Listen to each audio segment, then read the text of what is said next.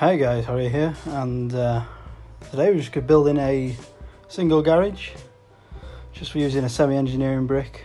I'm doing a little voiceover here, explaining a few little things I'm doing on the garage to make it a little bit easier to build for any apprentices out there, or guys who've been doing it a long time.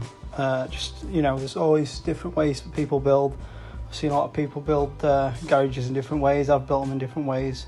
Profiles, no profiles, and I've been watching a few YouTube bricklayers, a bit like Charlie Collinson, a few of the other guys. I've watched a few videos. It gets a bit tedious when you do it every day watching videos of YouTube, but it's just a few things that not a lot of people tell you, and you have to pick up over years and years of experience that I wish I'd have found out about sooner, other than just using trial and error.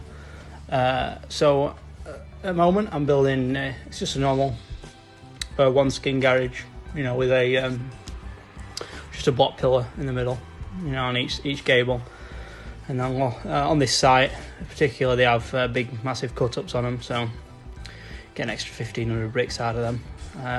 But I like to start off and on a garage, just obviously rolling your 4-inch damp out, and I like to build a little corner.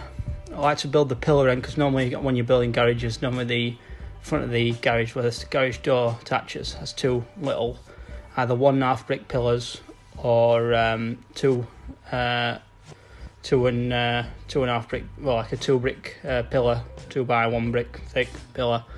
This is what this garage has, and I like to build that by hand. Obviously I always work one-on-one, so I just work either by myself.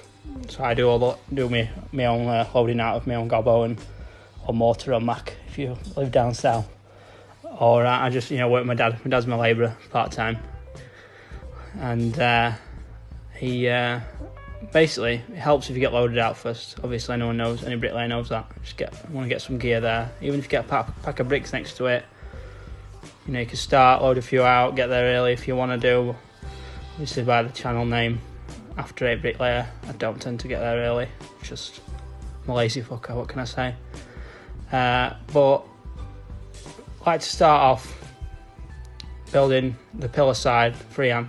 And what I mean by freehand is using a level, not using profiles. And if the garage is how it is on this one I'm building, it's raised out of the ground quite a bit. It's got a big footing on it. It's on a hill, on a slope, so good 6 course there. You can see 5 or 6 course, so I can strap my profile to it. I just use regular F clamps, just Amtech cheap ones off eBay. I don't buy expensive tools. My trowel's cheap, everything's cheap. I'm just a cheapskate motherfucker. What can I say? I don't like paying a lot of money for tools. I don't know what it is. I think you go to work, and I still can't get, after doing it 10 years, I still can't get made around why people pay ridiculous amounts of money. I just see it as money lost, really, buying expensive tools. I suppose, if they're going to make you money, it's worth getting them, but all I seem to do is get expensive tools and then drop them down cavity, so it does piss me off a bit, but anyway,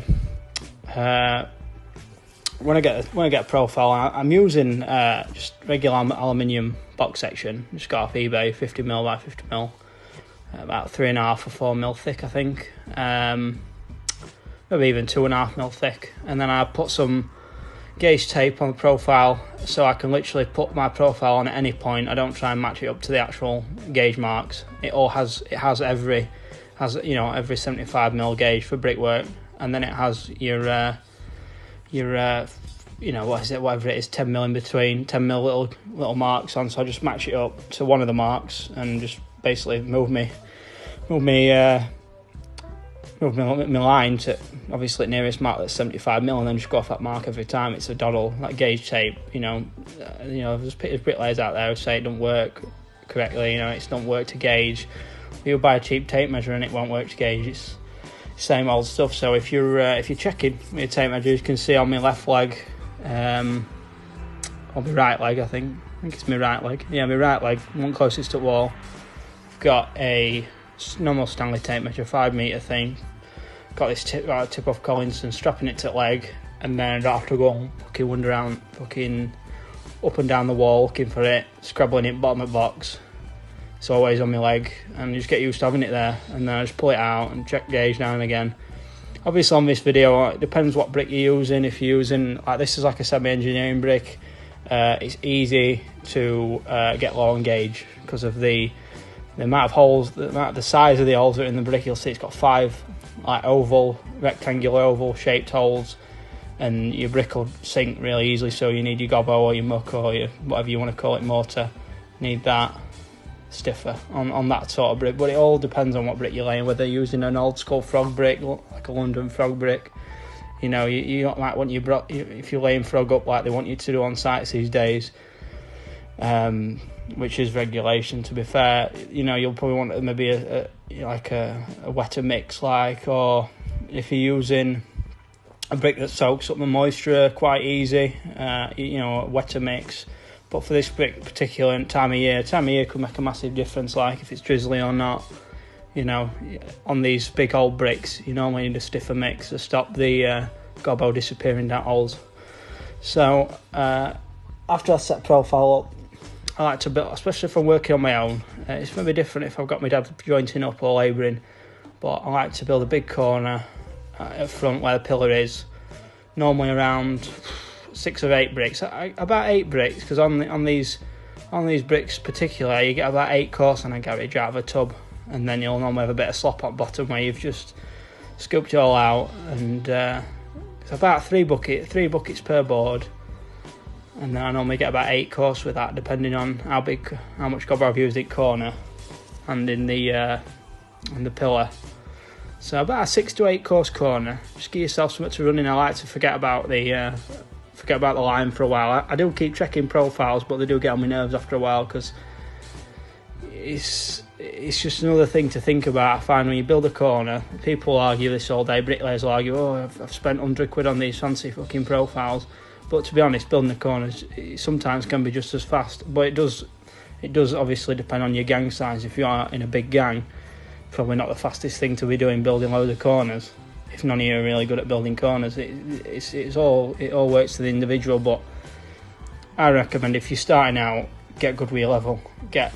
Build plenty of corners, build plenty of pillars, because you're gonna get chucked onto some shit work. Your gaffer's gonna ring you up, oh, will you just do this, and it'll sound fucking amazing over the phone. And then you'll get there, blood the topsoil all over where you want to fucking work. You fucking can't get a profile on. You fucking you got to pull your profile, and you'll chisel your fucking joint out for your F clamp, and then brick will fucking snap off, or fucking brick will chip, and then you'll be like, oh bollocks, can't fucking put a profile on now. Before you know it, half an hour's passed, you've struggled, got nowhere. Just build a corner. It's a lot fucking easier.